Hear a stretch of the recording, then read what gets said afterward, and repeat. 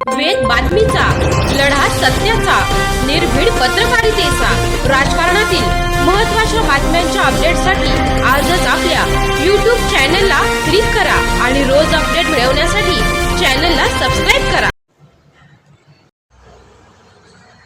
नमस्कार, आपण पाहत आहात वेद बातमीचा.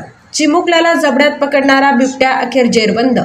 कुंभेफळात 4 दिवसापासून वनविभागाची शोध मोहीम. 5 पिंजरे आणि ड्रोनच्या मदतीने बिबट्याला पकडण्यात यश.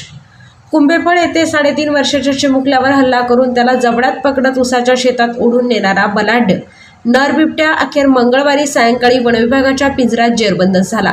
गेल्या 4 दिवसापासून पिंजऱ्यांना हुलकावणी देणाऱ्या बिबट्याला पकडण्यात यश आल्याने परिसरातील नागरिकांनी सुटकेचा निश्वास सोडला.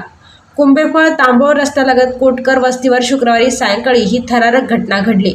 घराजवळ खेळत असलेला 3.5 वर्षाचा अंकुर कोटकर याच्यावर बिबट्याने अचानक झडप घातली आणि त्याला जबड्यात पकडून उसाच्या शेतात ओढून नेले. मात्र आजोबा अशोक कोटकर यांनी प्रसंगावधान राखत बिबट्याचा पाठलाग केला. त्यांच्या आरडाओरड्यामुळे बिबट्याने अंकुरला सोडून पळ काढला. या हल्ल्यात अंकुरच्या मानेवर गंभीर दुखापत झाली असून त्याच्यावर संगमनेर येथील खासगी रुग्णालयात उपचार सुरू आहेत. त्याची प्रकृती स्थिर असून सुधारणा होत असल्याचे कुटुंबियांनी सांगितले. घटनेनंतर वनविभागाने बिबट्याला पकडण्यासाठी कोटकर वस्ती परिसरात 5 पिंजरे लावले. बिबट्याच्या हालचालींचा शोध घेण्यासाठी ड्रोनचीही मदत घेण्यात आली.